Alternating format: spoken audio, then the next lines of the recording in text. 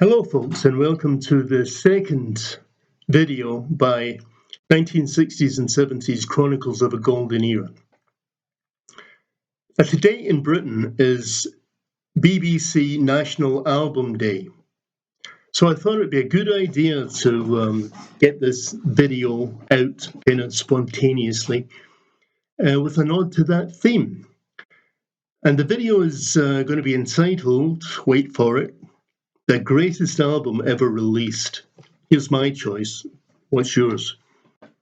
Greatest album ever released. That's a big ask. So, straight to it. What's mine? Now, it's a decision I made some years ago. Just, I don't know, kind of came to me. That's it. That's the album. If I was asked to choose the greatest album ever released, this would be the one. Ticks all the boxes. No weak tracks. Superb musicianship. Great composition. Genius lyricism. Great vocal delivery. And a great concept and theme running throughout the album. It's very engaging and brings me back to the album time and again. Every time I listen to each track in the album, I get something new from it. New themes, new ideas, new inspiration. So what is that album?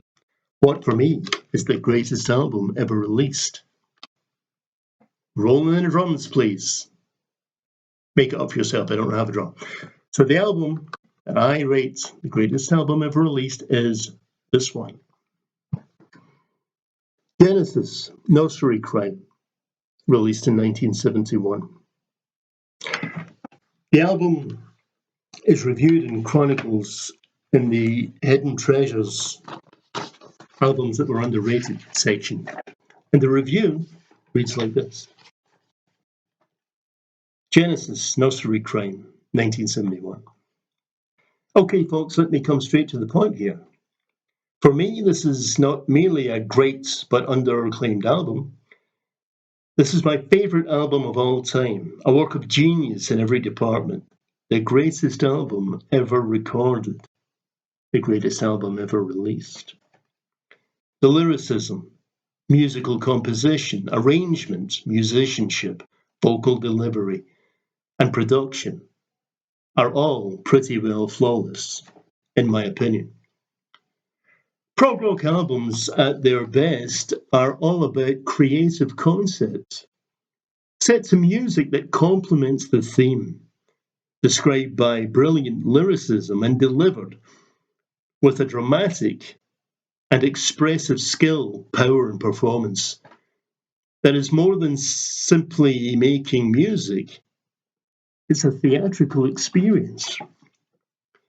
The theme, concept, in Nursery Crime is simple, yet unique and ingenious.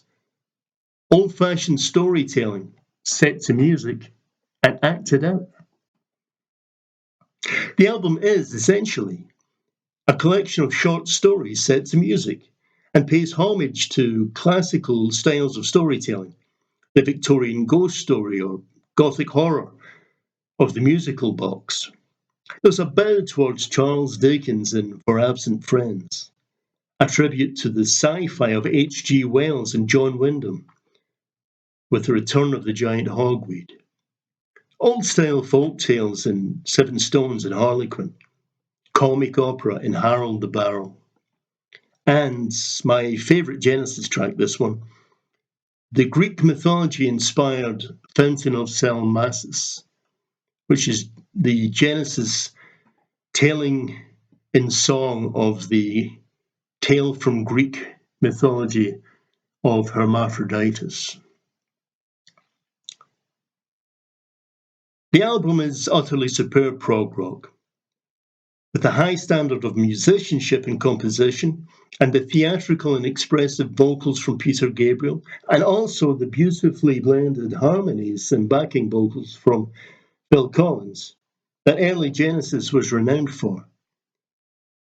But the album is also accessible to anyone who appreciates good music, good musicianship, great lyrics, and a good tale and great storytelling. That's the magic of Nursery Crime. And that is the review in the Chronicles Facebook page. A little more detail, the setting in the Victorian age of the musical box is inspired. The Victorian age was an age of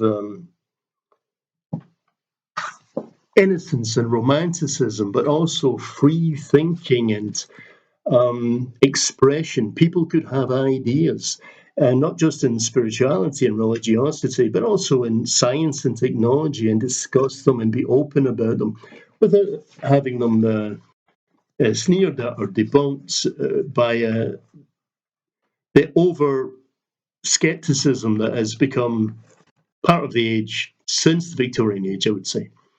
So setting a ghost story in that classic time for ghost stories and for English literature, the Victorian age, was inspired. Again, in a Victorian feel for Absent Friends, this time Charles Dickens. There's a sense of Victorian England in their village setting with friends getting old together and supporting each other as the world trundles on into the industrial age. Also, maybe a hint of Simon and Garfunkel's old friends in this one.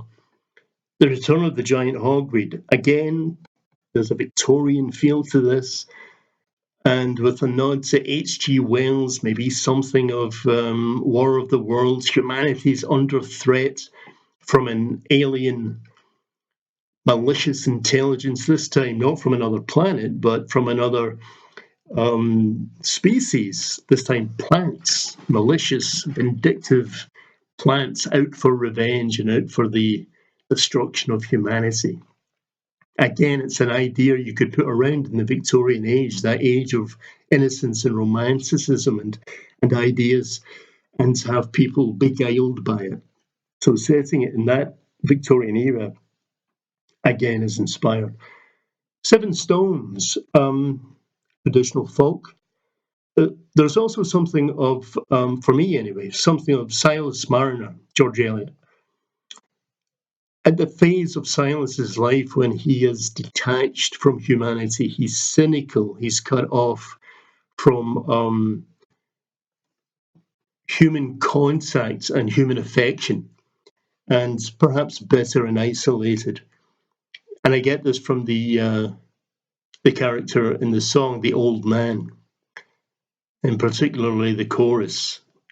Despair that tires the world brings the old man laughter. The laughter of the world only grieves him. But of course, in Silas Marner, there is redemption for the character, which is inspiring. And there is something of an upbeat hopefulness comes through in the song as well.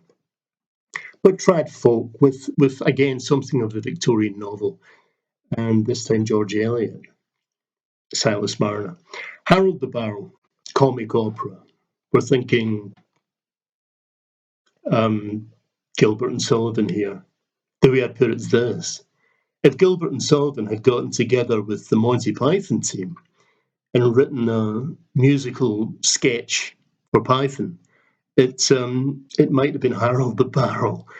And if that doesn't inspire people to have a listen to that track, maybe nothing will. Harlequin, traditional folk with a prog rock feel. Special mention for this one because it especially highlights that great harmony vocal, backing vocal, lead vocal blend between Gabriel and Collins. It's one of the tracks that made Phil Collins' transition from drummer and backing vocalist or harmony vocalist to lead vocalist in Genesis so seamless, because his excellent vocals were so familiar to Genesis fans. And Harlequin gets a special shout out for that. Fountain of Salmacis, based on the story from Greek mythology of Hermaphroditus. And it is set in that way, and the song is dramatized. There's something of opera in there as well. Gabriel is singing vocal parts of different characters. And again, we have beautiful backing vocals from Phil Collins. Lyrical genius, as with all of the tracks, and also as with all of the tracks, the music is superb. Individually and collectively, it's tight, it's together. It, as I said before, complements the tracks, it complements the narrative. These songs ebb and flow. There are different feels and different moods within the songs, and the music is excellently pitched to complement this change of mood, change of feel, change of atmosphere. And like I say, you come back to this album, every track in this album, time and time again, and get something new each time. What can I say? I could go on and on, but got to keep these videos fairly short. So that's it. That's me. That's Genesis Nursery Crime. For me, the greatest album ever recorded. Question now is, what's yours? Please leave comments and we can have a discussion on this one, both on the Facebook page and on the YouTube channel. And I think we've got a good discussion coming up here. At this point, this is where I have to do the pointy downy thing and ask you, please, to subscribe and link and the things that other YouTube channels ask you to do. So thank you very much for watching and listening, and I look forward to your comments. Meanwhile, thanks again and take care.